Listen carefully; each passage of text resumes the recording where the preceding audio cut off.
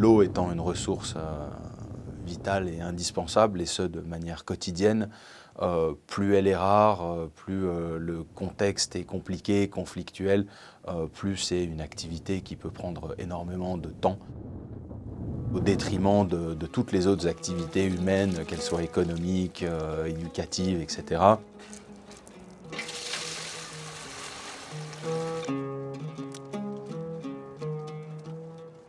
احنا والله تعبانين وبنفسنا نريد الدولة تساعدنا مثل صوندات كهرباء شماء هم.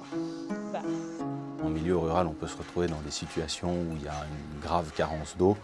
C'est des cas de sécheresse très importants dans lesquels voilà, la vie des gens, ou tout leur bétail, l'agriculture, etc.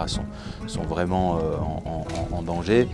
Il peut y avoir aussi des cas justement où, suite à un conflit, par exemple, si tout d'un coup il y a 10 000 déplacés qui se mettent à camper en amont, voilà, la qualité de l'eau va tout d'un coup être désastreuse et on va commencer à avoir les épidémies de choléra, etc. Donc ça peut être aussi une motivation pour intervenir sur un projet.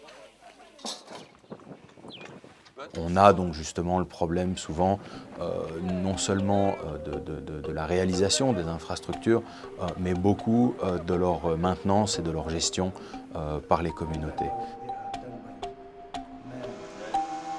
Et les zones rurales, ce n'est pas des zones d'une grande importance politique ou économique, donc elles ont plus tendance à être un petit peu négligées par les autorités. La réalisation donc, de projets d'eau en milieu conflictuel peut contribuer aussi à améliorer la sécurité des gens en réduisant les distances qui sont toujours un facteur de risque pour s'approvisionner en eau, pour les femmes, pour les enfants, les risques de violence qui peuvent être perpétrés contre eux.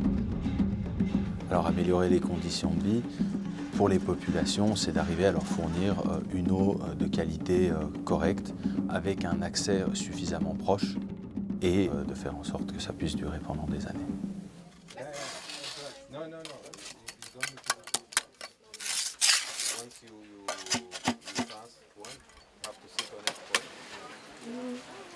Pour s'assurer que les infrastructures réalisées durent, il y a une partie technique sur laquelle il faut être vigilant et aussi il y a un volet un petit peu plus social qui lui consiste à impliquer les communautés pour s'assurer qu'ils seront à même de gérer le projet de manière durable.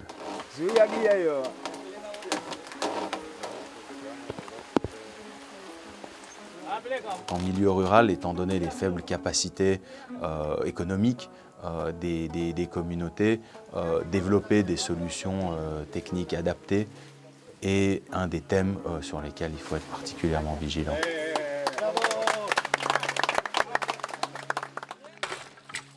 Au Congo, pour des communautés donc, qui étaient vraiment très reculées, on a mis en place des techniques de forage manuel qui permettent donc de forer des puits jusqu'à une vingtaine de mètres, qui nécessitent très peu de maintenance.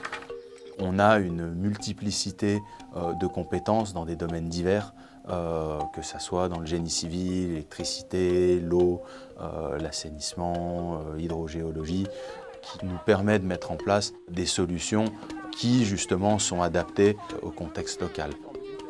C'est souvent des systèmes complets qu'on va faire pour une population qui sera peut-être assez limitée, de l'ordre de quelques milliers, voire même simplement quelques centaines de personnes, mais c'est des gens pour lesquels on aura vraiment changé la vie, je pense. Alagu a molenge, alapanga satyazu.